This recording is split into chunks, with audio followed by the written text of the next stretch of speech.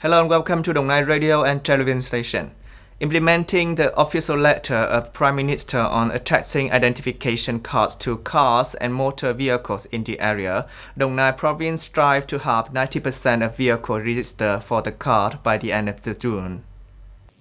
At Đồng Nai Training and Testing Center for Class 1 drivers, all passenger cars, trucks and cars managed by units are affixed with a card with which the non-stop automatic electronic toll collection e-pass is applied. In addition, the affixing of the cards is free and drivers also receive instruction on how to use the service. The center staff also distributed the leaf list and explained to drivers about the benefit of using them. At Biên Hòa bus station, most of long-distance fixed-route passenger cars, inter-district and inter-provincial public buses entering and leaving the station are attached with e-pass cards. At Đồng Nai Motor Vehicle Registration Center, each day nearly 200 vehicles of all kinds are accepted for vehicle safety inspection. This is also the unit which applies identification cards to most vehicles compared to other registration centers of the country.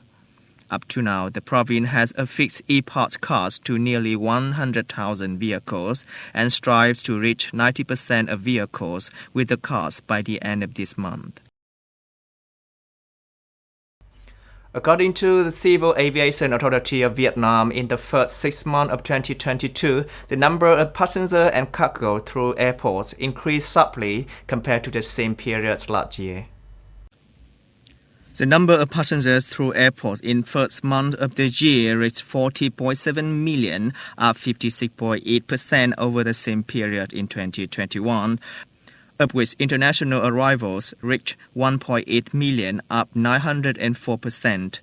Domestic visitors reached 38.9 million, up 52.6%. Domestic airlines transported 20.1 million passengers, an increase of 56.1% over the same period in 2021, in which the number of international passengers reached 667,000, an increase of more than 1,000%. Domestic visitors reached 19.5 million visitors, up 51.8%. It is expected that in 2022, airports across the country will welcome about 87.8 million passengers, an increase of 190% compared to 2021. International tourists are expected to reach about 5 million passengers, an increase of 844%. With the framework of the Vietnam Festival in Tokyo, the Vietnam Trade Office in Japan and the number of export companies have organized many activities to promote lychee to Japanese people.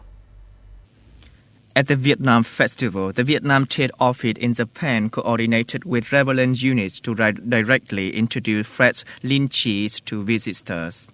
Although the brand has been popular in Japan, this event will have Vietnamese fresh lychees be more and more accepted in the country. After 3 years entering the Japanese market, this is the first year that Vietnamese lychee fruit officially passed the Japanese food safety and hygiene test, thereby bringing more peace of mind to customers in this country. On June the 6th, British Prime Minister Boris Johnson survived a vote of no confidence in Parliament, remaining in his current position. The result of the vote announced by the chairman of the 1922 Committee of the Conservative Party showed that the Prime Minister Boris Johnson had survived the vote of no confidence with 211 votes in favour and 148 votes against, equivalent to 59% support rate.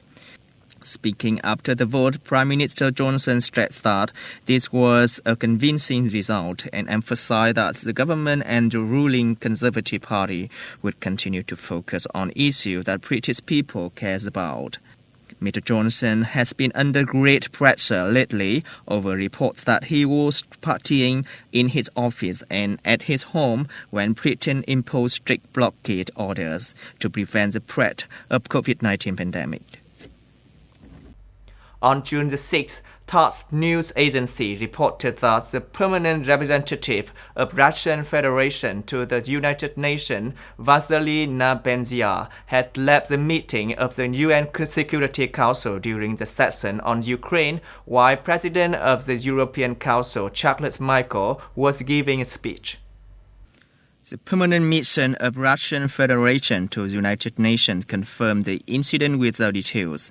At the meeting, the President of the European Council condemned the action of Russian servicemen in Ukraine. Earlier, in his speech, Russia's permanent representative to the United Nations denied the accusations. Writing on Telegram later, the first deputy permanent representative of Russian Federation to the United Nations, Dmitry Polyansky, said European Council President Charles Michel accused us of inciting a food crisis, which is not true. That's all we have for today. Thanks for watching and see you next time.